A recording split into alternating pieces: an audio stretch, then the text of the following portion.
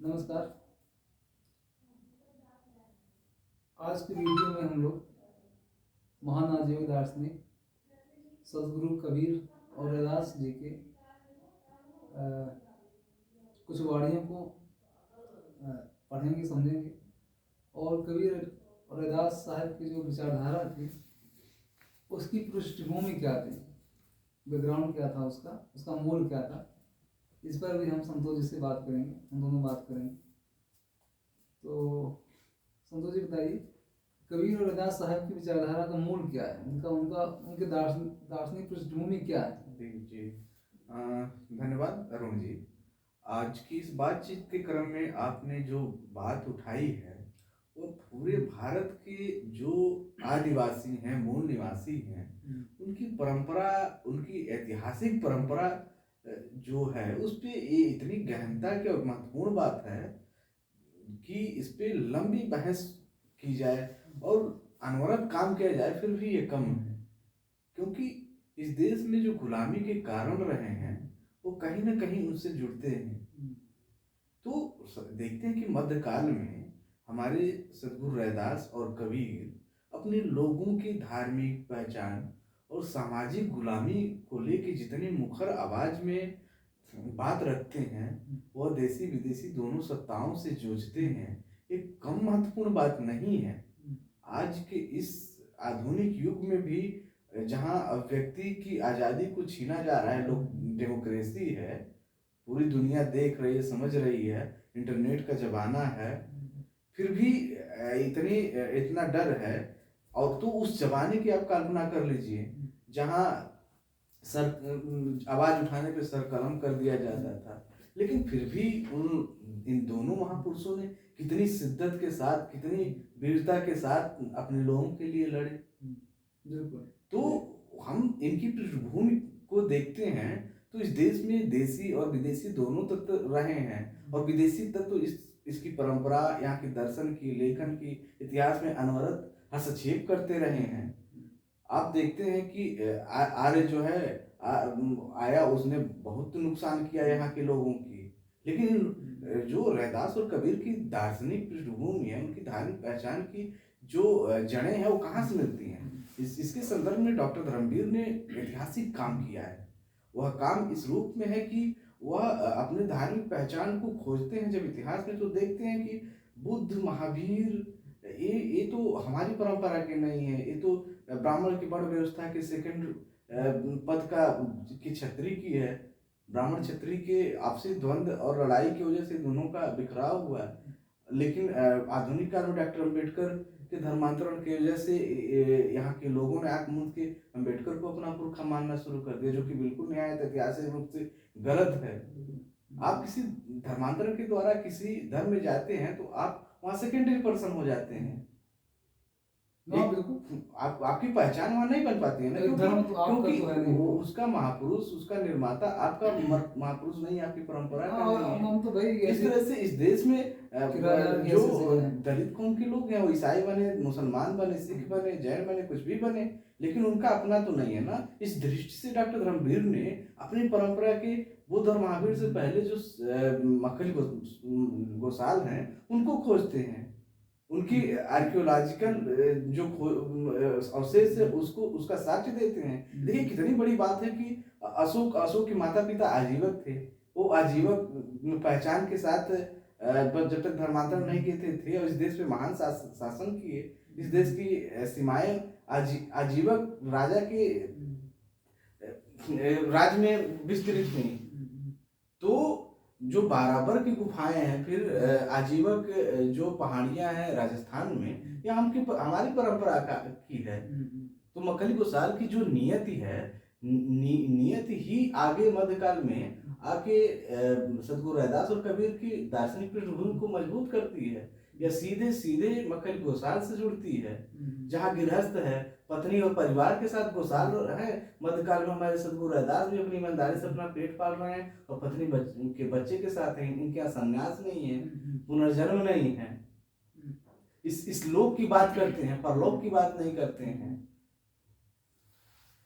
मक्खली गोसाल साहब का जो आपने कहा नियतिवाद के कबीर रैदास साहब के समय नीतिवाद ही विचारधारा आती है। तो ये नीतिवाद क्या है, जरा इसके बारे में बताइए थोड़ा। देखिए, नियतिवाद जो दर्शन है, यह इसके बहुयामी अर्थ हैं। कहने का मतलब ये है कि यहाँ के लोगों ने उसको समझा नहीं, समझे भी तो जानबूझ के उसकी ताकत को खत्म करने के लिए उसे भाग्य से जोड़ दिया गया। किंतु नियत का अर्थ वो नहीं है। नियत इस सृष्टि की नियामक शक्ति से जुड़ के अपना व्यापक अर्थ रखती है। उसमें वह शक्ति है कि इस ग्रह, ब्रह्मांड और मनुष्य की पैदाइश को नियंत्रित करती है। वह नियति है। नियत किसी की अधीनता स्वीकार नहीं करती, बल्कि मनुष्य की पूरी सृष्टि पे, पूरे जीवन पे उसका प्रभाव होता है। मनुष्य के नियंत्रण में थोड़ी होता है कि वो कहाँ पैदा होगा, किस घर में पैदा होगा। तो नियत ये कहती है कि जो जन्म लिया है उसकी मृत्यु भी संभव है। यह पुनर्जन्म में भी विश्वास नहीं करती है। तो कबीर साहब की जो दार्शनिक पृष्ठभूमि है, उसको, उनको विचारधारा, उनके पद जो है उन्हीं के माध्यम से समझा जा सकता है। जी जी। इसी तरह से एक पद है कबीर साहब का जी, जरा इसका मतलब समझाइएगा।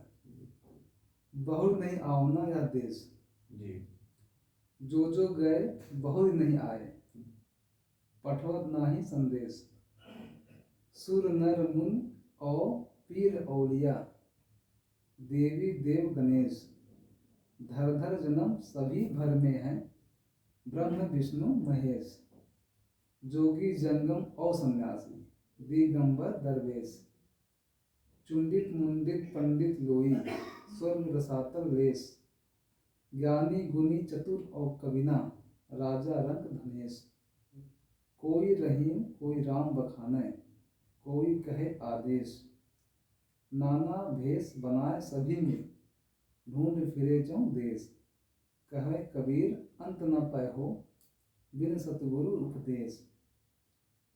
तो शुरू में क्या कह रहे हैं कबीर साहब, बहुत नहीं आवना या देश। जी।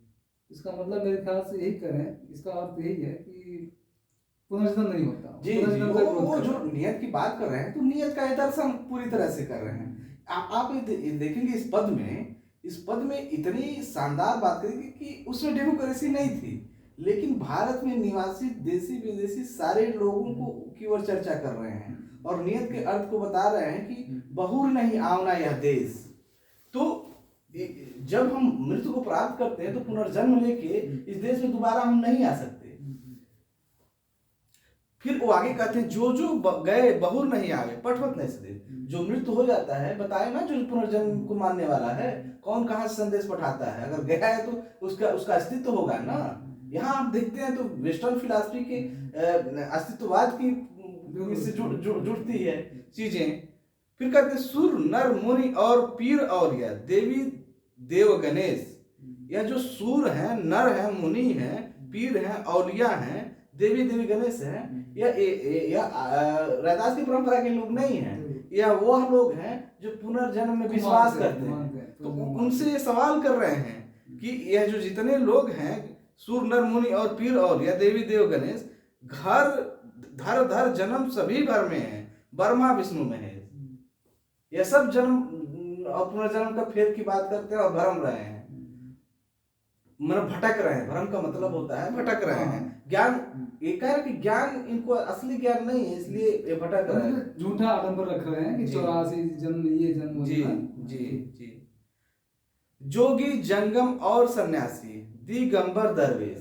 यह भी जो जोगी बन के घूमने वाले लोग हैं, जंगल में घूमते हैं, सन्यासी हैं, दिगंबर हैं और दरवेश है। दिगंबर जैन में पाए जाते हैं और दरवेश जो होते हैं, हाँ, मुस्लिम फकीर होते हैं। चुंडित मुंडित पंडित लोई, स्वर्ग रसातल शेष। ये स्वर्ग की बात करते हैं, जबकि कबीर के यहाँ स्वर्ग नरक नहीं है। ज्ञानी गुनी चतुर और कविना, राजा रंग धनेश। समाज में ज्ञानी भी है, गुनी है, चतुर है, कविना है, राजा और रंग फकीर भी हैं, गरीब भी हैं।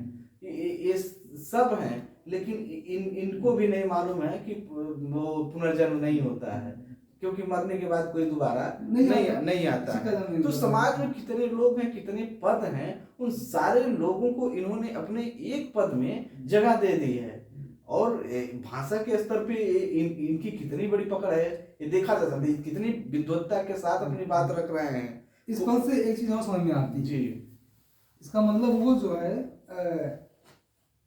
इसका मतलब जो कह रहे हैं ये दरवेश जो आपने बताया ना दरवेश ये जी। मुसलमान का जो जी। गुरु वाला जो भी होता होगा जी इसका मतलब मुसलमानों में भी पुराना माना जाता है बिल्कुल बिल्कुल। इसका मतलब वहाँ मुसलमान देखिए रूह शब्द की अस्तित्व में यानी वो है। भी पुनर्जन्मवाद को मानते हैं जी जी क्रिश्चियनों में पुनर्जन्मवाद को जी माना जाता है जी यानी एक तरह से इकलौता हमारा दर्शन आज जी का जी दर्शन है, दुनिया जो- के स्तर पे है। जो पुनर्जन्म को खंडित करता है जी। साइंटिफिक एक रास्ते पे चलने जी वाला जी है। इस तो- यह तभी आधार पाता है, इससे पहले वो आत्मा को भी नहीं मानता है कि आत्मा भी नहीं होती। आत्मा मतलब नहीं कि होती। मरने के बाद आत्मा कह लीजिए चाहे कुछ कह लीजिए सब खत्म हो जाता है जी जी किसी का बंधन नहीं होता। जी जी तो बड़े अच्छा समझा आपने और ये बता देना चाहते हैं जो पद है हमने जो पढ़ा है अभी वो महाजीव कबीरदास और गोसाल की किताब में है जो डॉक्टर गंभीर ने लिखा है। इसको हम सबको पढ़ना चाहिए जी। और बाकी बात अगले वीडियो में। धन्यवाद।